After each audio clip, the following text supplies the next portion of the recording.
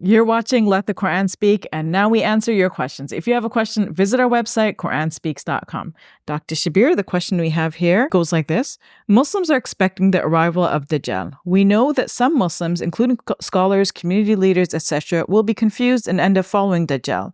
Is it possible to find out if we or others have fallen for this? Are there specific traits or sins that make one more prone? And is there anything to be said for non-Muslims facing this test? I.e., do they have any protection at all?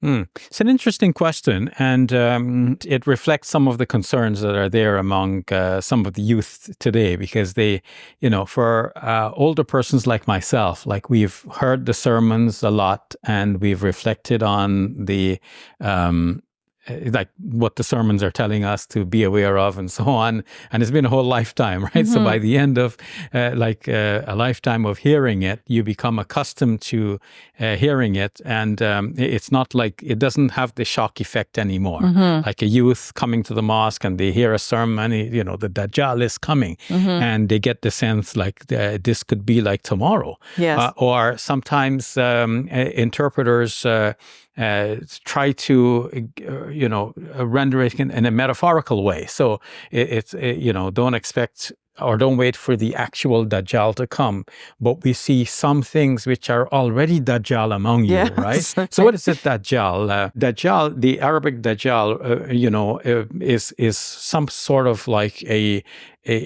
confirmed liar.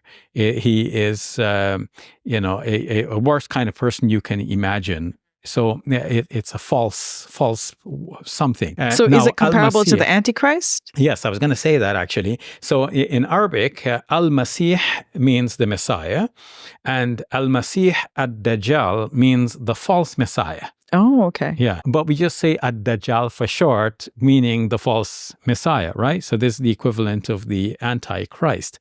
Although, of course, ideas about the Antichrist may be slightly different than the idea that Muslims have of Al-Masih ad-Dajjal.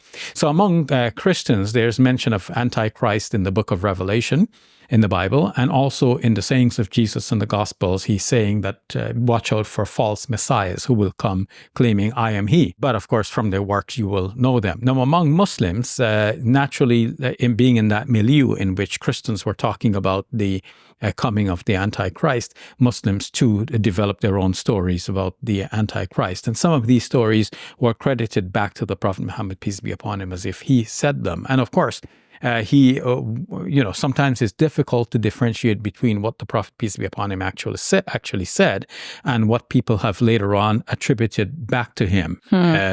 Because the science of Hadith criticism was such that it involved a certain degree of human judgment. It's not a simple mechanical process.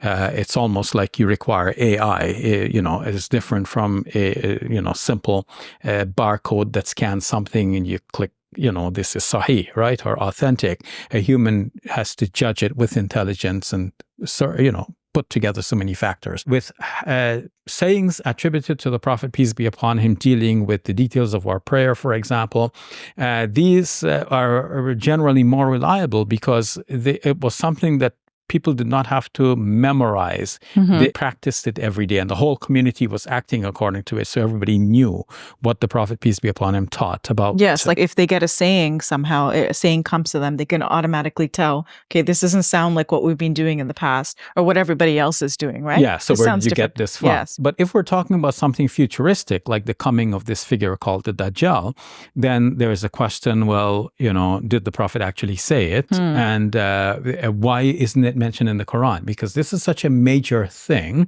that you would expect that it will be mentioned in the Quran. The Quran mentions a creature that will come from the earth and speak to people, but it doesn't mention the Dajjal. So this is the question why. In any case, the stories about the Dajjal are varied. Stories indicate that Dajjal will come in the future. You'll be blinded in one eye, in the right eye. and he will have tremendous power. He'll be able to travel from continent to continent in the same day. And this is where people come in with modern spins on it to say, oh, you see, we have airplanes. So maybe, those who are going about in airplanes today, maybe there's a Dajjal among them or something like this. And what he will show to be true is actually false. What he will show to be false is actually true. What he shows to be heaven is actually hell inside. What he shows to be hell is actually heaven inside. So those who disbelieve in him, he will throw them into what appears to be hell, but it'll be heaven for them inside. But contrast this with the idea that there were companions of the Prophet, peace be upon him, who thought that a certain boy who lived in the time of the Prophet, peace be upon him, who is referred to as Ibn Sayyad in the Hadiths, was the Dajjal himself. So how, at the time of the Prophet? At the time of the Prophet, peace be upon him. Some of the reports show that even the Prophet, peace be upon him, was puzzled as to whether this boy might have been the Dajjal himself.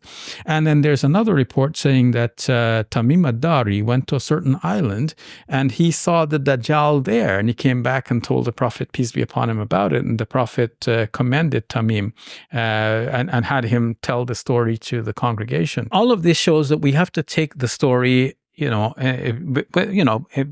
a little bit of a relaxed attitude. We can't be so hyped up about it because the stories are many and varied. But in the end, to seek protection, which is the questioner's concern, it is mentioned that if we recite the first 10 verses of Surah Al-Kahf, the 18th chapter of the Quran, then this will be a way of protecting against the Dajjal.